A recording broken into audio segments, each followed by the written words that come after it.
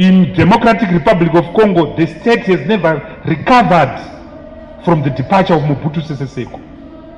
And those of you who have been to the Democratic Republic of Congo, they know that this Joseph Kabila has no right to call himself president of the Democratic Republic of Congo, but the mayor of Greater Kinshasa, which is defined to include Kinshasa and Lubumbashi in the south of the country. That's why he doesn't control what happens in the east part of the country, eastern DRC. If you want to start a war, a successful war, let's all go to the DRC, eastern part, because there are so many trees and jungles, and you can just hide. And I can give you so many other countries which are like that because of this. Cote d'Ivoire right now never recovered from the death of Hofete Bouin. President Ouattara is trying, but there are challenges. Those of you who have been reading. So we have to find a sustainable solution. We have to find a sustainable solution. What are the drivers of this solution? What are the drivers? What will make people of Zimbabwe find each other? The starting point is the realization that we are in a transition. A transition means a movement from point A to point B. Number one, we are in a demographic transition. The population is becoming younger and younger and younger. And younger people have got different aspirations from the older people. Younger people want jobs, want iPads, want smartphones. And the smartphone is the new weapon of mass destruction. So, apart from a demographic transition, we also have an ideological transition. The old generation is nationalists. They are all nationalists, and their point of legitimation is the past. Were you in Mozambique? Did you fight in the war? That's their point of legitimation. But the younger generation, the point of legitimation is not what you did in the past, is what you want to aspire to be. And there's a marked difference there.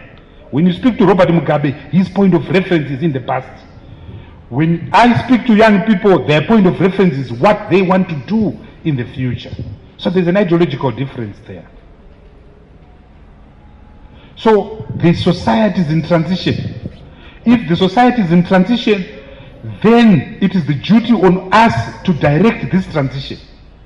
Because sometimes transitions do not necessarily get you where you want the transition to take you. The transition can be arrested. The transition can be hijacked. The transition can be delayed. The transition can be captured. So where you want to go to heaven, to El Dorado, the transition can be to Armageddon. And in this country, it's very easy for us to lose it. If Zanu-PF has its young people, Zanu-PF is also going through this internal change. The likes of Jimmy Kunaka are very young people. The youths in Zikosu who were beating up Zinasu leaders at the Chino University of Technology a few days ago are young people. So the danger that we face is that unless we control the transition, unless Democrats control the transition, ZANU will be in charge of this transition. And once ZANU-PF is in charge of the transition, it will go its own internal metamorphosis. So we have another generation, a generation post-Mugabe. And we are stuck with ZANU-PF for another 40 years. But there's a difference now between Mugabe's generation and this younger generation. At least the Mugabe generation had some value and some sacrifice. It required sacrifice to go to war. But the younger generation in ZANU-PF are there to eat, literally and metaphorically. They have no value for education. They think their biggest hero is Philip Chiango. Their biggest hero is that one called Jinimbi or whatever his name is. The false heroes. Say Wickney that if I wasn't, I would have described him, but those are the false heroes in ZANU-PF. Those are the people that are taking over ZANU-PF at the present moment. So whereas the Mugabe generation actually fought a war and they've got some social base, This new generation now, which we must be very afraid of, is a parasitic class. They're parasites. They cling on to something that someone has built. And they're dangerous. They're more dangerous than the old generation. And that's why we have to define the transition. That's why we have to capture the transition. But it's not just about capturing the transition. It's also about buying peace. It's also about buying peace. What do I mean by that? This parasitic generation, together with certain components in the army, they want war. They want instability, because from instability they benefit. They're like catfish. You know the catfish, Muramba. Catfish doesn't hunt in clean waters. So it goes underground in shallow water, muddies the water dirty, and then starts to hunt. So you've got a catfish generation in Zanu-PF that is trying to capture the transition. And it doesn't matter which faction takes over, the G40 or Lacoste, the catfish and the parasitic class are there. There's no difference. There's no difference at all between these two factions. So I would like to submit that it's not about elections which come on one day. That's the mistake which we are making. That's the mistake which we are making. We're putting our faith in one day. It's about a process. It's about capturing a generation. It's about capturing the transition. So we have to be smart. We have to be smart. We must refuse to be seduced by an electrocentric approach. Yes, elections are important because we are Democrats. Elections are important, we are Democrats. So at some stage there has to be an election, without a doubt. But in the context of present-day Zimbabwe, elections are not an arbitrator of genuine people's feelings. And to the extent that elections are not a genuine arbitrator of genuine people's choice, we have to capture the transition and modify the transition in order to give birth to that election which will truly capture the people's feeling. You are watching ZimdiTv.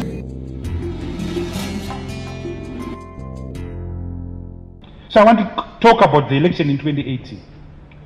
We are less than 20 months to that election. We don't have the voters' roll. We don't even have the voters' roll of the election of July 2013. Never mind the future one. The past, we don't have a copy of the electronic voters' roll of July 2013. When I was in the MDC, we filed a presidential court application for President Changirai. Alex Magaisa and myself did the court application. We had a report that was prepared by Charles Mangongera, who was one of our brilliant staffers at Harvest House.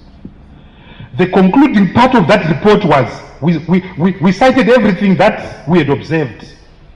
People now being told you are illiterate. 70% of the people in Mashona and Central were told you are illiterate. So headmaster was suddenly received assisted voting. And you know, part of the irony is that when you are an assisted voter, you must sign in a book to show that you are an assisted voter. So these guys who were saying they can't put an X, when they signed in the book now, they were putting complicated signatures that you could tell Chakafunda is. But that's Zanu for you. We had Nekuv is still around. We had ballot papers that were changing. We had ballot papers that looked like they were printed. The X's were so consistent that they looked like they were printed. Some of you will remember that. But the concluding part of our report, the report that Charles Mangongera produced, which was an annexure to our presidential petition, we concluded by saying, we have listed all these factors, but we have to understand what truly happened. I want to submit, ladies and gentlemen, that with a year to go to the election, we have not answered Charles' question. We still don't understand what happened in 2013 fully. But now we are already on the verge of another election. And yet we don't understand what happened. Because what they did in 2013, they graduated from 2008. In 2008, they beat up people. They suddenly realized that that's not smart. Let's beat them on the computer. So we were beaten on the computer, but up to now we don't know how. And one of the reasons why they don't want to give us the electronic voters roll is because they know we will find out some understanding of how they cheated us. We are the only country in sub-Saharan Africa without an independent media broadcasting corporation. There's one ZBC. Don't talk about multi-choice, it's not yours. Isn't that a shame? 36 years after independence, we still see Nguntu, Nguntu, Nguntu, Nguntu, Nguntu, Nguntu, Nguntu, Nguntu, Nguntu.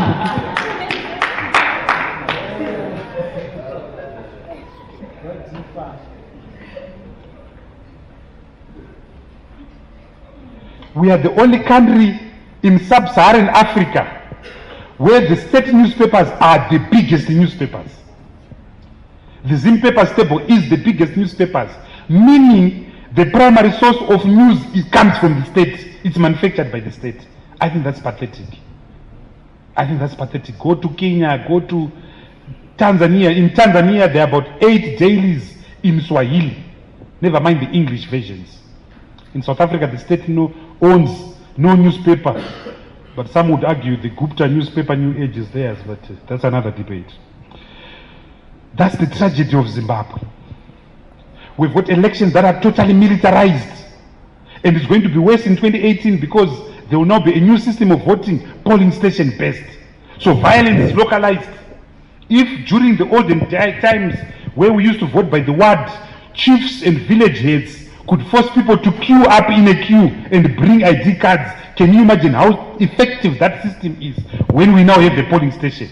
So a polling station is just from Rhine rekwachaza. Saka ishanga zoti abantu rekwachaza. Abantu rekwanimba. Abantu rekwamazana. It's a shame, comrades and friends. It's an absolute shame. You know what I'm talking about. You know exactly what I'm talking about. So I would like to submit that by a miracle, by a divine intervention, the 2018 election is closed. It's finito. Notwithstanding the weakness of Zanu-PF, because Zanu-PF, despite its factions, they will find common ground, and that common ground is eating. So in this succession battle, they are going to unite in favor of that candidate who is going to guarantee that they all eat. So the succession fight in Zanu-PF is not about values or principle. It's about who is the chief thief that can guarantee that we can all eat. That's all it's all about.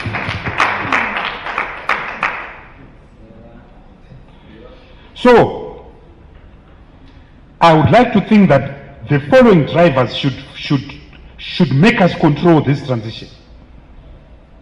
The first is the economy. The economy is in such a terrible state.